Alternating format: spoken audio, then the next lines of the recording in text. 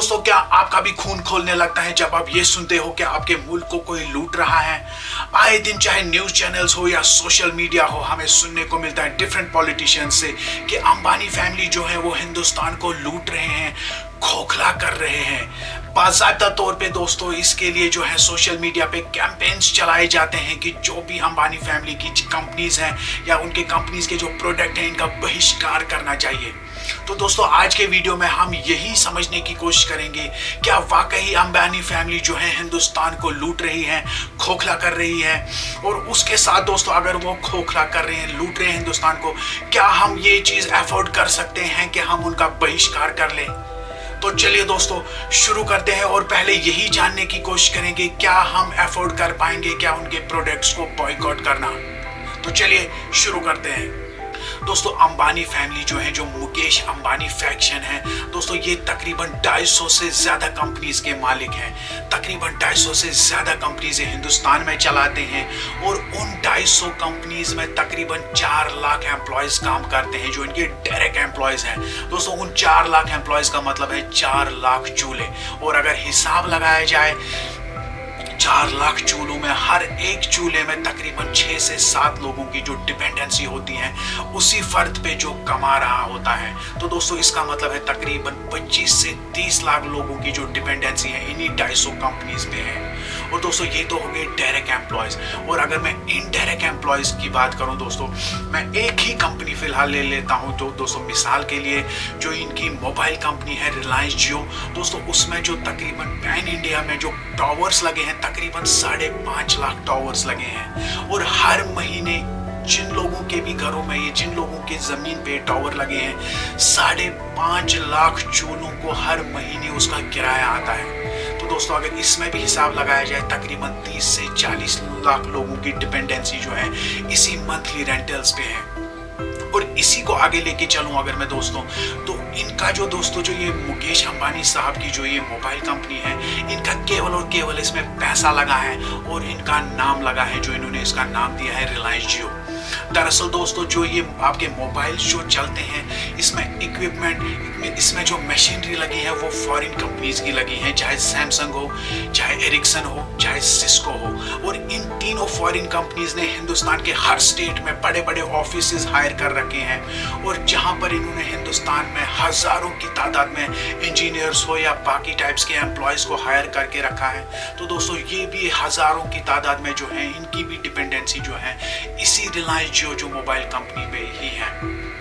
और दोस्तों इसके बावजूद दोस्तों जो अलग से जो मालगाड़ियां होती हैं, जो ट्रक्स होते हैं, जो ही इनके इक्विपमेंट्स को जो है दोस्तों जो ट्रांसपोर्ट करते हैं, जो टावर्स तक पहुंचाते हैं, और बाकी जो छोटी गाड़ियां हो गई जिन पे एम्प्लॉयज, चाहे वो रिलायंस के डायरेक्ट एम्प्लॉयज ट्रैवल करते हो या इन्हीं फॉरेन कंपनीज के जो एम्प्लॉयज हैं ट्रैवल करते हो। तो दोस्तों ये भी जो ड्राइवर्स हैं, जो गाड़ी वाले हैं, जो ट्रैवल कंपनीज हैं दोस्तों, इनकी हजारों की गाड़ियां जो हैं, हजारों गाड़ियां जो हैं दोस्तों इस रिलायंस जियो मोबाइल प्रोजेक्ट पे लगी हुई हैं। तो दोस्तों ये मैं आपको मिसाल दे रहा था इनकी केवल एक कंपनी की, जो मोबाइल कंपनी है इनकी। सोचिए अगर हम हिसाब लगाने बैठते हैं इनकी 250 से ज्यादा कंपनीज में कि कितने इनडायरेक्ट एम्प्लॉयज होंगे, कितने इनडायरेक्टली उन कंपनीज पे डिपेंडेंट होंगे, तो दोस्तों वो करोड़ों की तादाद में होंगे। तो दोस्तों इसका मतलब है किसी भी हाल में हिंदुस्तानी जो है बॉयकॉट नहीं कर सकते हैं जो मुकेश अंबानी साहब की जो कंपनीज है, या उनके प्रोडक्ट्स का बहिष्कार किसी भी हाल में नहीं कर सकते हैं, नहीं अफोर्ड कर सकते हैं इनके प्रोडक्ट्स को बॉयकॉट करना।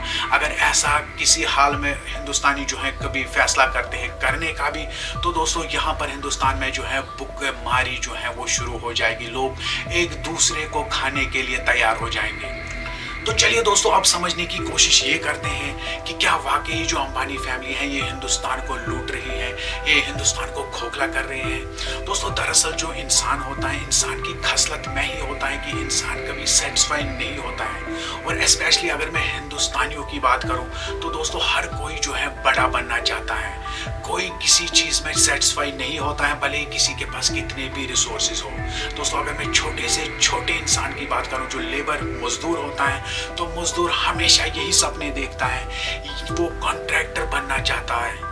और जो कॉन्ट्रैक्टर होता है, जो डी क्लास कॉन्ट्रैक्टर होता है, वो सपने देख रहा होता है ए क्लास कॉन्ट्रैक्टर बनने की। और जो ए क्लास कॉन्ट्रैक्टर होता है वो बड़ा बिल्डर बनना चाहता है। दोस्तों इंजीनियर जो होता है वो चीफ इंजीनियर बनना चाहता है, और जो दुकानदार होता है, दुकानदार दोस्तों शोरूम खोलने के सपने देख रहा होता है। और दोस्तों जो एमएलए है, एमएलए मिनिस्टर बनना चाहता है, और जो मिनिस्टर है वो चीफ मिनिस्टर बनना चाहता है, और जो चीफ मिनिस्टर होता है वो दोस्तों प्राइम मिनिस्टर बनना चाहता है। दोस्तों जो प्राइवेट कंपनीज के जो एम्प्लॉयज होते हैं वो सपने देख रहे होते हैं सरकारी मुलाजिम बनने के, और जो सरकारी मुलाजिम हो, चाहे वो बड़े से बड़ा ब्यूरोक्रेट भी हो दोस्तों, वो कभी सेटिस्फाई नहीं होता अपनी सैलरी से, वो बड़ा बिजनेसमैन बनने के सपने देख रहा होता है। तो दोस्तों इसका मतलब है हर कोई हिंदुस्तानी 130 करोड़ जो हिंदुस्तानी है ये कभी सेटिस्फाई किसी चीज में नहीं होते हैं, हमेशा ये बड़े से बड़ा बनना चाहते हैं। तो इन्हीं 130 करोड़ लोगों में दोस्तों एक इंसान है जिसे मुकेश अंबानी कहा जाता है। दोस्तों ऑब्वियसली जब ये भी हिंदुस्तानी है तो ऑब्वियसली ये भी एम्बिशियस होगा, तो ये भी चाह रहा होगा बड़े से बड़ा बनना। अगर आज इनके पास 250 कंपनीज हैं तो ऑब्वियसली दोस्तों ये भी सपना देख रहे होंगे कि इन 250 को कैसे 500 कंपनीज में तब्दील किया जाए। और इसी के साथ दोस्तों एक छोटी सी एग्जाम्पल मैं आपको दे दूँ। जो इन पे इल्ज़ाम लगाया जाता है कि इनके पॉलिटिशियंस के साथ जो हैं जो नज़दीकी रिश्ते हैं, तो उसके लिए मैं दोस्तों एक सिंपल सी एग्जांपल आपको दे दूं। छोटे से छोटे शहर के जो दोस्तों पेट्रोल पंप के जो मालिकान होते हैं, या किसी जो है 5 स्टार होटल के जो मालिकान होते हैं, या कोई ठीक ठाक बड़ा जो बिल्डर होता है, तो दोस्तों ये तो सिंपल सी बात है कि ऑब्वियस सी बात है कि इनके रिश्ते जो हैं दोस्तों पॉलिटिशियन से होते हैं, मिनिस्टर से होते हैं, जो उस राज्य का जो चीफ मिनिस्टर होता है उसके साथ होते हैं। और दोस्तों ये तो केवल जो एक बिल्डर होता है, केवल वो एक ही स्टेट में अपना बिजनेस चला रहा होता है, तो उसके कॉन्टैक्ट्स जो हैं दोस्तों चीफ मिनिस्टर तक होते हैं। और सोचिए दोस्तों यहाँ पर एक इंसान है जिसके पास 250 से ज़्यादा कंपनीज हैं, दुनिया की सबसे जो बड़ी रिफाइनरी जो जिसके पास है। तो दोस्तों ये तो जाहिर सी बात है कि इनके कॉन्टैक्ट्स जो हैं बड़े बड़े मिनिस्टर्स, पीएम तक हो सकते हैं। तो दोस्तों ये तो नॉर्मल सी बात है। और दोस्तों इन इंडस्ट्रियलिस्ट्स के रिश्ते जो हैं गवर्नमेंट के साथ होना लाजमी होता है, बिकॉज दोस्तों ये आपको भी पता है और मुझे भी पता है, हमारे देश में जब तक कि हमारे कॉन्टैक्ट्स बड़े ऑफिशियल्स के साथ ना हो, मिनिस्टर्स के साथ ना हो, अगर हम चाहे भी किसी होटल 5 स्टार होटल को बनाना, किसी बड़ी इमारत को बनाना, किसी मल्टीप्लेक्स को बनाना, किसी बड़े जो है शोरूम को बनाना, जब तक कि हमारे कॉन्टैक्ट्स मिनिस्टर्स के साथ ना हो, बड़े ऑफिशियल्स के साथ ना हो, दोस्तों हमारे देश में ये सब चीज़ें नहीं बन सकती हैं। तो दोस्तों सोचिए यहाँ पर एक इंसान है जो 250 से ज़्यादा कंपनीज का मालिक है। तो दोस्तों इसके लिए लाजमी बनता है कि रिलेशनशिप रखना जो रूलिंग पार्टीज होती हैं, चाहे वो सेंटर में हो या स्टेट में हो। तो दोस्तों इसका मतलब यही निकलता है कि मुकेश अंबानी साहब ऐसा कोई काम नहीं कर रहे हैं, ऐसा कोई काम गलत नहीं कर रहे हैं कि ये जो वो रिलेशनशिप रख रहे हैं, जो सेंटर में हुकूमत हो या स्टेट्स में जो हुकूमतें हो। दोस्तों अंबानी फैमिली पे जो दूसरा इल्ज़ाम लगता है वो ये है कि ये करप्शन को बढ़ावा देते हैं, इन्होंने जो है ऑफिशियल्स को करप्ट करके रखा है। दोस्तों इसकी मैं आपको सिंपल से साधारण एग्जांपल दे दूं, ये आपको भी पता है, मुझे भी पता है। अगर हमें छोटी से छोटी दुकान अपने मोहल्ले के अंदर भी बनानी होती है, तो दोस्तों उसके लिए भी हमें जो है गवर्नमेंट एम्प्लॉय जो कंसर्न डिपार्टमेंट्स होते हैं उसको देख रेख के वहाँ पर हमें 8 से 10 हज़ार रुपये एक छोटी 10 बाई 10 दुकान बनाने के लिए जो है दोस्तों खर्चा करना होता है। और यहाँ तक ही नहीं, अगर आप लीगली भी कोई लैंड ले लेते हो, चाहे 2 से 3 मरले का अगर आप ज़मीन लेते हो और फिर रेवेन्यू ऑफिशियल्स के पास डॉक्यूमेंट्स तैयार करने के लिए जाते हो, तो दोस्तों वहाँ पर भी आपको 5-10 हज़ार रुपये खर्चा करना पड़ता है, जबकि आपने वो ज़मीन जो है लीगली लिया होता है। तो दोस्तों यही सच्चाई है हमारे मुल्क की कि कोई भी काम जिसमें जो है किसी भी गवर्नमेंट डिपार्टमेंट की इन्वॉल्वमेंट हो, तो दोस्तों वहाँ पर आपको खर्चा करना ही पड़ता है। तो दोस्तों सोचिए, जो इंसान 250 से ज़्यादा कंपनी चला रहा हो और ज़्यादातर उन 250 में जो ज़्यादातर कंपनीज हैं जिनका इंटरेक्शन गवर्नमेंट जो डिपार्टमेंट्स के साथ होता है, तो सोचिए दोस्तों वो गवर्नमेंट एम्प्लॉय जो है कहाँ बख्शते होंगे ऐसे इंसान को जो इतना अमीर तरीन इंसान है। दोस्तों और एक चीज़ बताता चलूँ आपको यहाँ पर, दोस्तों जो एजेंसीज बनाई गई हैं करप्शन को रोकने के लिए, चाहे वो एंटी करप्शन ब्यूरो हो या विजिलेंस हो, दोस्तों इनसे जो है किसी हद तक जो है आप करप्शन को रोक सकते हो। एम्प्लॉय एम्प्लॉयज़ को सस्पेंड करने से या अरेस्ट करने से जो है करप्शन जो है दोस्तों ख़त्म नहीं हो सकती है। और करप्शन कैसे जड़ से ख़त्म हो सकती है, इसके लिए मैं बहुत ही जल्द दोस्तों एक वीडियो लाने वाला हूँ जिसमें मैं आपको समझाऊंगा कि कैसे करप्शन को जो है जड़ से ख़त्म किया जा सकता है बिना इन एजेंसियों से जो है सहारा लिए हुए। तो दोस्तों उसके लिए आपको सिंपली मेरे चैनल को जो है सब्सक्राइब करके रखना है। तो अनकरीब जो है दोस्तों इस पे मैं वीडियो लाऊंगा।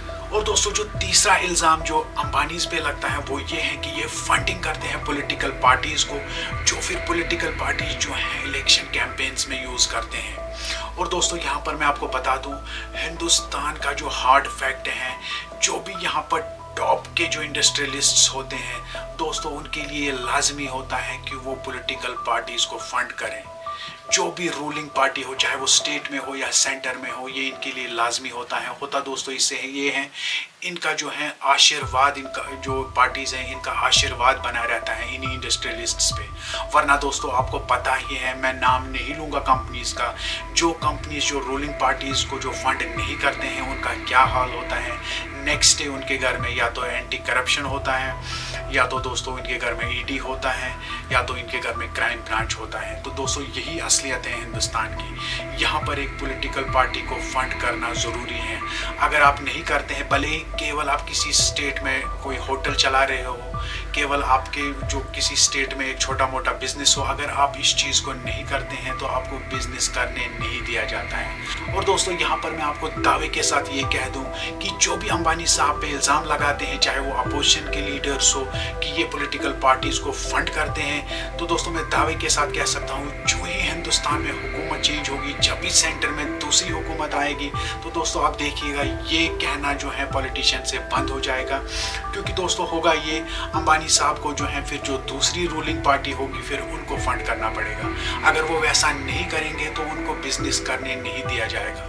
और दोस्तों ये इंडस्ट्रियलिस्ट जो होते हैं ये बड़े ही सॉफ्ट टारगेट होते हैं। तभी आप देखते हैं छोटे से छोटा पॉलिटिशियन जो है इन पे इल्ज़ामात लगाता है, क्योंकि उनको पता होता है कोई रिएक्शन नहीं आने वाला है। और यही आप देख रहे हैं कि मुकेश अंबानी साहब ने कभी रिएक्ट नहीं किया है, बिकॉज दोस्तों ये एफोर्ड नहीं कर सकते, कोई भी इंडस्ट्रियलिस्ट जो है एफोर्ड नहीं कर सकता है रिएक्ट करना। क्योंकि वो जो पॉलिटिशियन जो इल्ज़ाम लगा रहा होता है, अगर वो कल को पावर में आता है या ऑलरेडी किसी स्टेट में जो है उनकी हुकूमत चल रही है और यहाँ से इंडस्ट्रियलिस्ट ने जो रिएक्ट कर लिया, तो दोस्तों वो उनको फिर उस स्टेट में तंग करेंगे। या कल को अगर सेंटर में वो आते हैं तो वो इनको बिजनेस जो है इनका शट करेंगे, बिजनेस फिर जो है स्मूथली चलने नहीं देंगे। तो यही वजह है दोस्तों, आप देखते हैं कि मुकेश अंबानी साहब जो है रिएक्ट नहीं करते हैं इन सब चीज़ों पे। तो दोस्तों फाइनली यही पता चलता है कि मुकेश अंबानी साहब कोई ऐसा गलत काम नहीं कर रहे हैं, कोई ऐसा अलग कोई काम नहीं कर रहे हैं जो बाकी 130 करोड़ हिंदुस्तानी ना कर रहे हो। हालांकि होता ये है, कोई छोटे पैमाने पे कर रहा होता है, कोई बड़े पैमाने पे कर रहा होता है। और दोस्तों यही हकीकत है हिंदुस्तान की। तो चलिए दोस्तों ये तो थी मेरी राय, और आप क्या सोचते हैं इस पूरे मुद्दे पे? क्या आप मेरे साथ इत्तेफाक रखते हैं या नहीं? कमेंट्स में ज़रूर लिख के बताइएगा। चलिए मिलते हैं नेक्स्ट वीडियो में, तब तक के लिए टेक केयर, गॉड ब्लेस।